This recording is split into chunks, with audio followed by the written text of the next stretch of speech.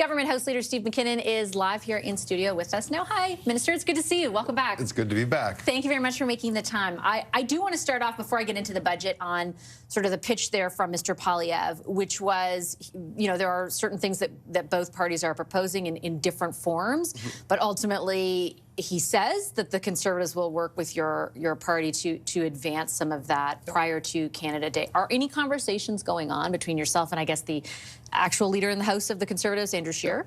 Well, we had a conversation this morning, as I did with my Bloc Québécois counterpart, Madame Normandin.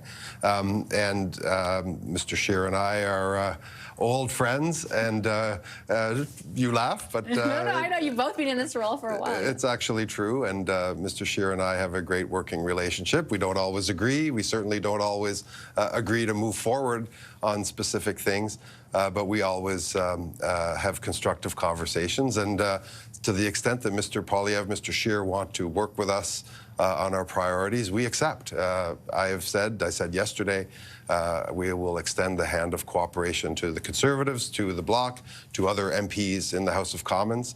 We know we have a minority, so we know that on any given initiative, bill, estimates, you name it, we will need to attract the support of some other members of the House of Commons, and so we'll be working to do that. But while we have a minority, we also have a mandate, and Canadians expect action. Canadians expect results from this Parliament. We're going to have a short burst of Parliament here between now and the end of June, where we will lay out, I think, a very aggressive agenda, one that won't surprise anyone. It'll be very much a reflection of those issues and themes that were discussed in the election campaign and that we believe we've secured a mandate to accomplish.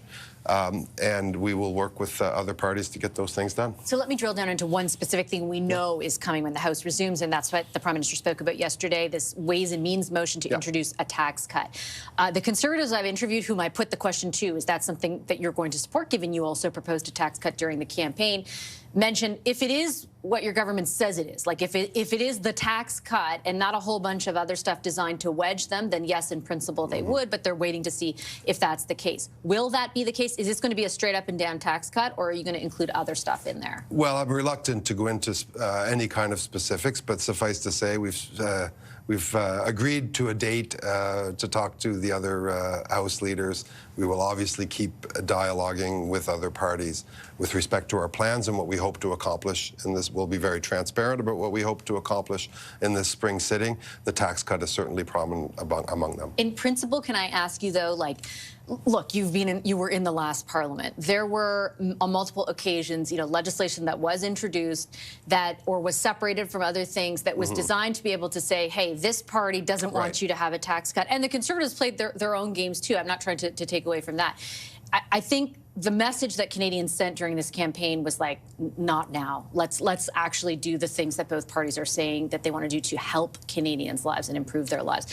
Is that a message your party has taken to heart? And in principle, will that be reflected in what comes through the House? I think that's a very valid insight, Vashi, with respect to what Canadians are telling us. They're telling us they want results out of this Parliament. They don't want games.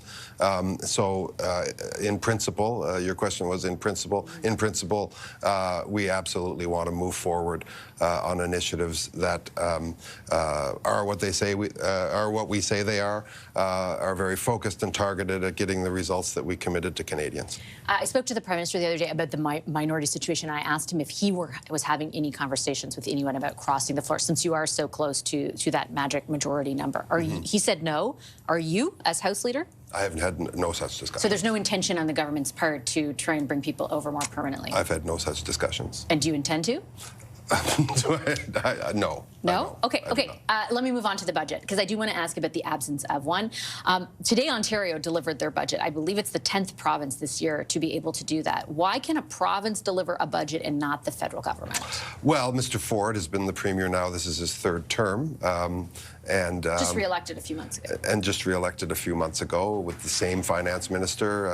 I salute Mr. Bethlen Falvey, who I've known for some time, and congratulate him for his work. But Mr. Carney was elected leader of the Liberal Party not too long ago, sworn in as Prime Minister right into an election campaign. He's been fundamentally the Prime Minister for 2 weeks. And he will, make no mistake about it, be very, very focused on the economy, on jobs, obviously on trade, and on the fiscal situation of the Government of Canada. And I think it's entirely reasonable that Mr. Carney and Mr. Champagne take the time that is required to formulate what will ultimately end up in a fall economic statement, I believe, which will be a significant update with respect to the Government of Canada and its budgetary intentions. In the meantime, we're going to have a very coherent and focused throne speech. We're going to debate that throne speech in the Parliament of Canada in full view of the public. We're going to vote on all of the supply items that the government requires in terms of moving forward. That will also be done, of course, very, very transparently. We'll talk about the tax cut that you and I just discussed. So I think that Canadians will, over the course of this short session of Parliament between now and the end of June, be very, very clear. There will be no ambiguity with respect to the priorities of the Government of Canada. Sure, the priorities, but I think they are as concerned with the priorities as they are about your government's ability to deliver on them. And it's why I ask, for example, about the budget. Don't take my word. Derek Holt, Vice President and Head of Capital Markets Economics for Scotiabank, says, while individual actions and bills can still be presented along the way and before summer recess, as you're saying they will, I still don't like this one bit. Canadians have a right to know the state of the government's finances, like how bad are they now, and the planned consequences to deficits and debt. Otherwise, it feels like Canadians basically wrote a blank check on April 28th when they granted a minority government to the Liberal Party. Do you concede that Canadians did not write a blank check, and don't they deserve to know what's in the math? Well, of course they deserve to know, and of course the Finance Department will continue producing statistics as it always does, and of course all of these things will be hotly analyzed and debated by Mr. Holt and others, and obviously by parliamentarians. What I can tell you is that they didn't really do that in the last government. Your fall economic statement, the supplementary estimates, all of it was much delayed, right? And we still don't have a budget for 18. We just emerged from an election campaign. We have a brand new Prime Minister. We have a lot of new ministers.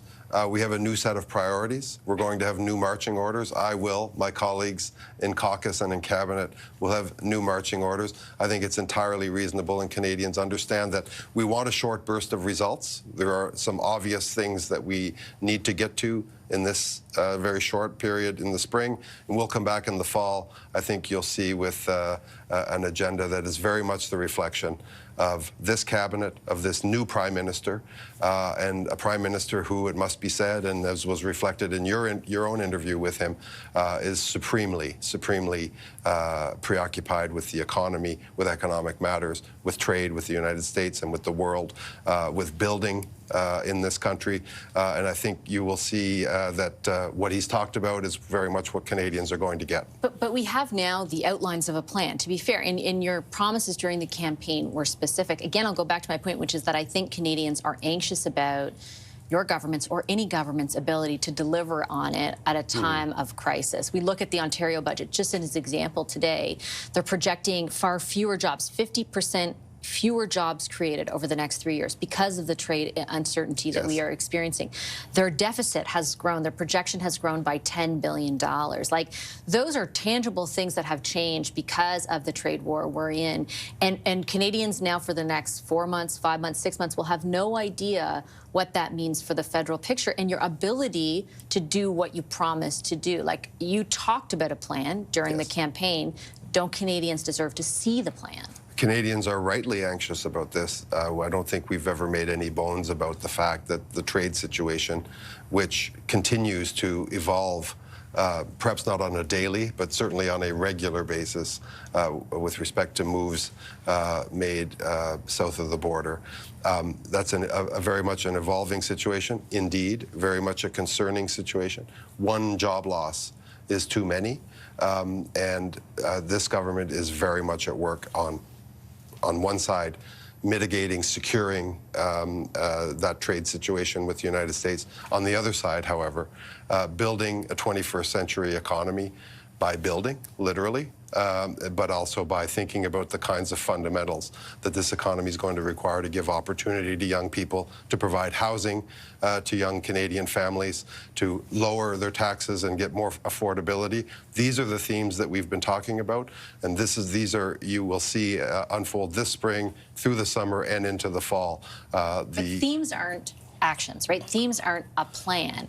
And even in your campaign, you didn't even, the costing of your platform did not include any assessment of the damage of the trade war onto our economy. So again, like the feasibility of what you're proposing, I'm not trying to take away from the fact that it's ambitious and that Canadians voted for it, right? They did, and they want to see your plan actually happen. But how do we know? A very fluid, evolving situation involving a very... it's going to be fluid in September, too.